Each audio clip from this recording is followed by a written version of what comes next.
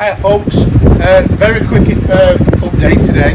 My daughter's forced me out to give an update. It's a horrible day and it's been a horrible job, so let's have a look at what I've been doing. So here we have the TZ frame. If you remember, it's a 59W TZ 1985, last of the steel frame models.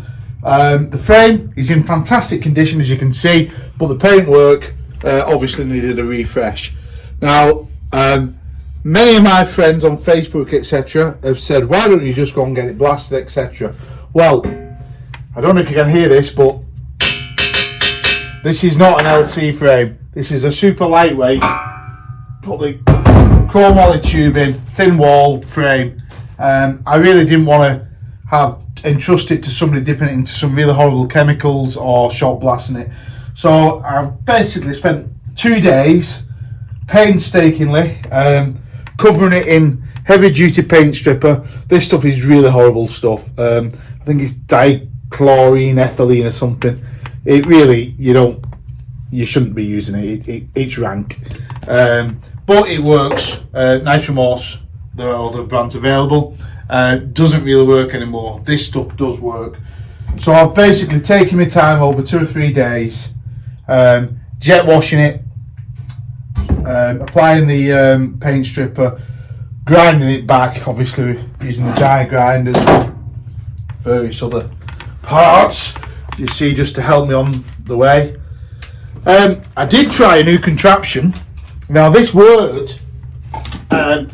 This cheap Chinese addition to a Karcher, and basically you plug it onto your Karcher, and through the ventricle effect, I think it is, well, basically ceramic tip, high pressure water, reduction in pressure in this hose, that goes in dry sand, and it basically gives you a total loss kind of aqua blasting system.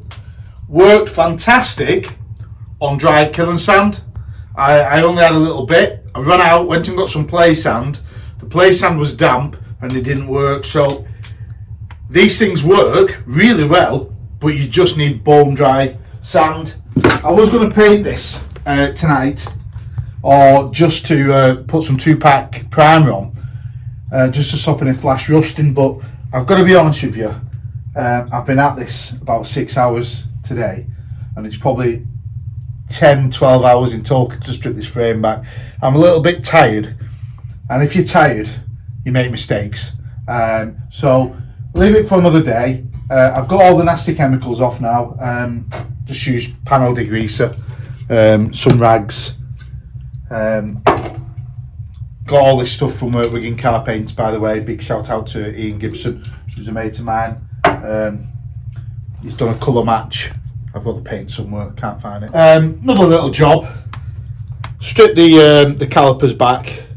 As you can see, I mean, this bike, it really is a tidy bike, no damage whatsoever.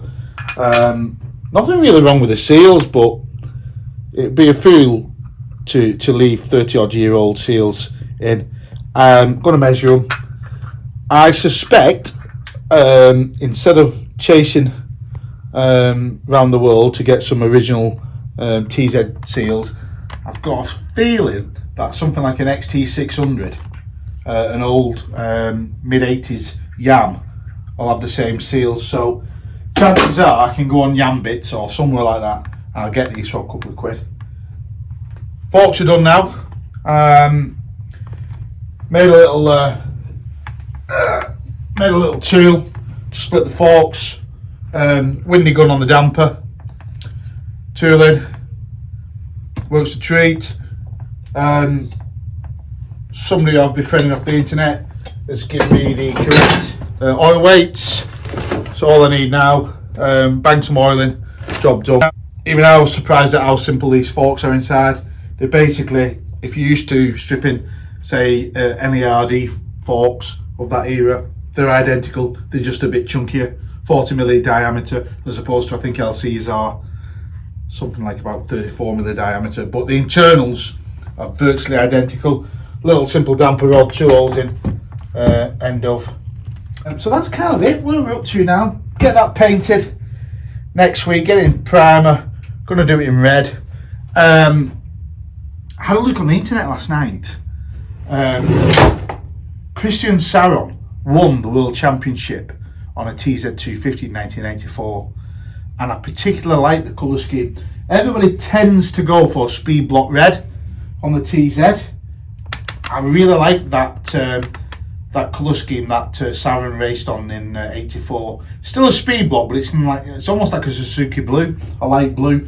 So I think I'm gonna stand out from the crowd, and I'm gonna do a Saron replica on it. I've got a new tail unit for it. I'll order a new fairing next week.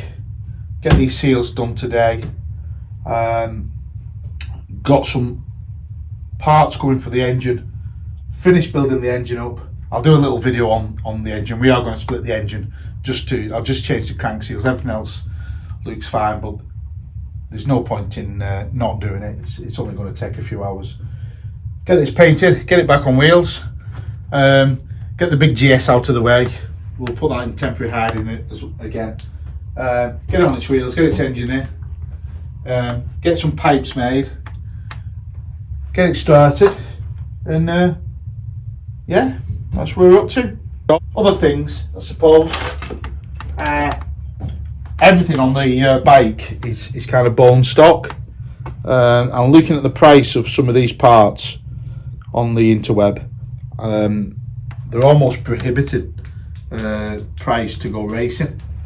So what I plan on doing, I mean, this original damper, there's one on the internet. I think it's nigh on £450. I can get a Chinese copy for 25 quid. So when I show the bike, I'll put all the good stuff back on. When the bike's raced or paraded, we'll put aftermarket stuff on. So if it does have a tumble, I'm not going to be crying about it, and we'll just take it as part of the course for going around the racetrack. But for showing, I'm going to keep the pipes, the rear sets, the original bars, all that stuff in a box, safe, and then we'll just put aftermarket stuff on for riding around on. Okay, folks, so I hope we've enjoyed it. It's a dead quick one. Oh, my daughter's put me on Instagram. There'll be a link in the description to my Instagram account, which my daughter's set up, because I know nothing about Instagram, but apparently everybody else does. So, yeah, same old stuff, just a record, nothing script, as you can tell. It's a horrible day up here in Lancashire, so it's just one of them. Lock yourself in the man cave for the day, get some jobs done.